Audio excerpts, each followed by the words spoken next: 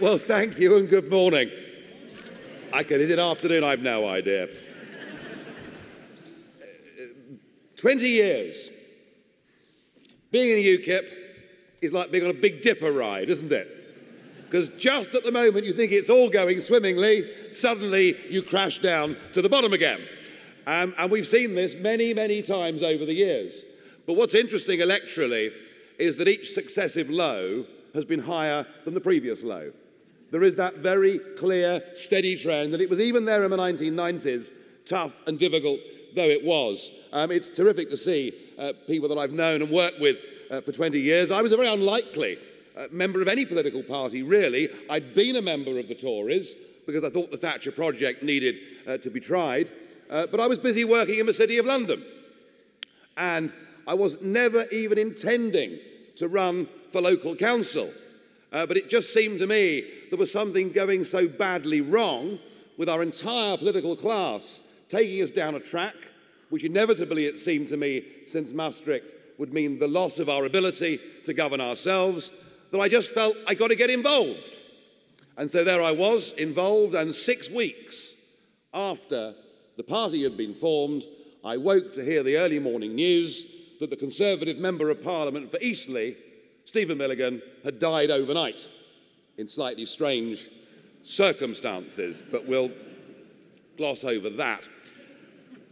And I thought, well, I've joined this party, in for a penny, in for a pound, I'll volunteer, and so I was actually the first person ever to be adopted by the party as a candidate for UKIP, and I'm actually rather proud of that, I really am.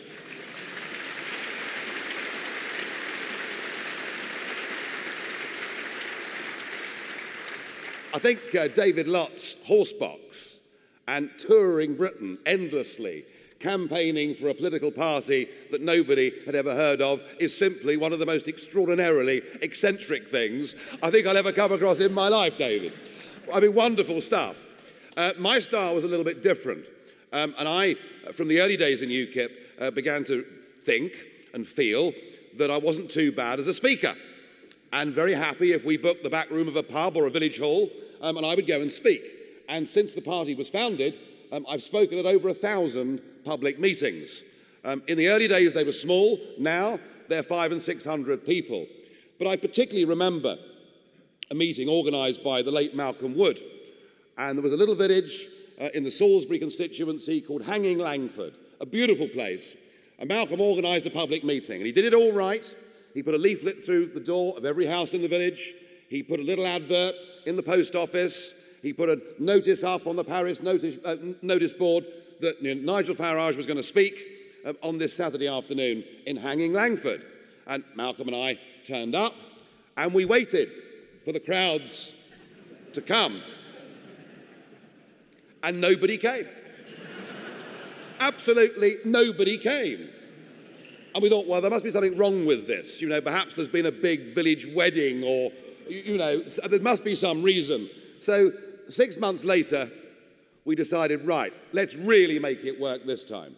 So not only did we put leaflets through every door and put an advert in the local post office and put something up on the parish notice board, we also knocked on lots of doors and met people and went into the pub and advertised the fact we were having this meeting.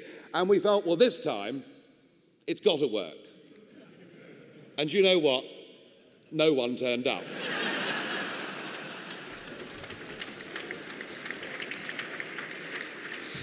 So there have been one or two down moments. A couple of our speakers mentioned that by-election that took place in South Yorkshire in 1998. It did give us hope because it was suddenly credible that we could win seats under the PR system for the European elections, and it helped us to raise money. It didn't help us to gain any media profile. You'd have thought we didn't actually exist.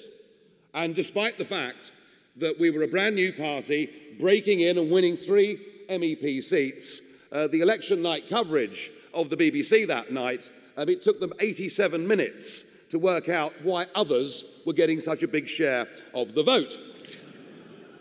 I have to say, you know, leading the party in 2009 to coming second across the United Kingdom in the European elections was something I was very proud to be part of.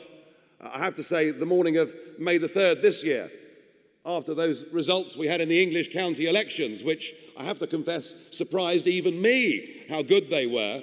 And that was a wonderful moment. And I think of the by-elections and many things that have happened in UKIP, what I'm proud of what we've been able to do together. But for me, without doubt, the most exciting and the best day of my time in UKIP, and it can never be bettered, was that night in 1999, as David said earlier, when we made the breakthrough and I found myself having been elected to the European Parliament. And it was an astonishing moment. It really was.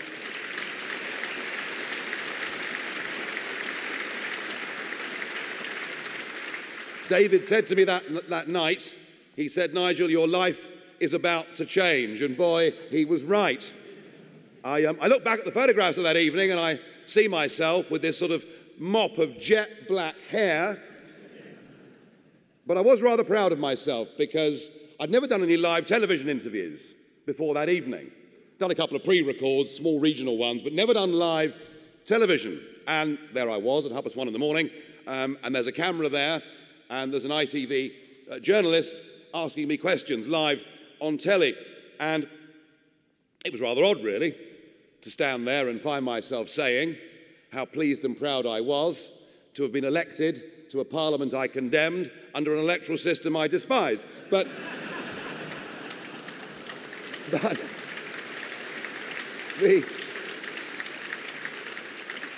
anyway, the interviewer said, he said, "Well, Nigel, you said you'd do it. Nobody believed you. Congratulations," he said. That's how I knew it wasn't the BBC, by the way. "Congratulations," he said. "I'm sure if we win the general election," Dimble was going to say, "Well, that was a bit of a freak result, wasn't it?"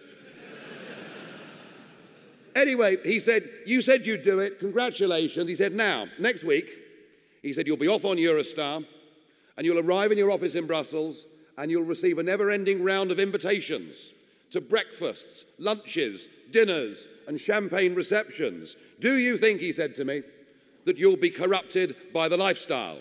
And I replied live on air, and it's probably still the best answer I've ever given to any interviewer. I said, "No, I've always lived like that."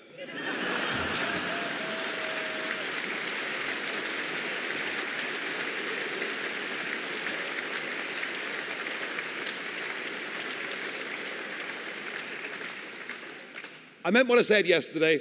We have, over the course of the last 2 years, started to change the face of British politics. And yes, we'll have our ups and downs. And yes, we'll make the odd mistake. And yes, we'll be human. But be in no doubt that our central core message is appealing out there to good, ordinary, decent people in their millions. And they are bright enough to see through some of these stories. They realise that actually UKIP is a decent party that wants good things for all of the people of this country. I genuinely believe that in terms of what we can achieve, we've barely actually started yet.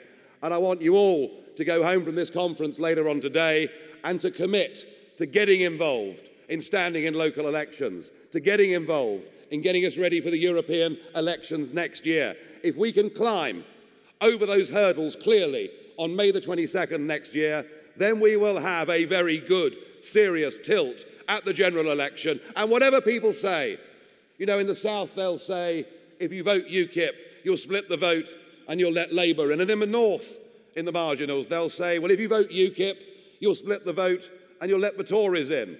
But what began to emerge on May the 2nd this year, and what will begin to emerge, particularly in our target seats as 2015 emerges, is that as this party gets bigger and stronger, voting UKIP isn't about whether you get this lot or the other lot.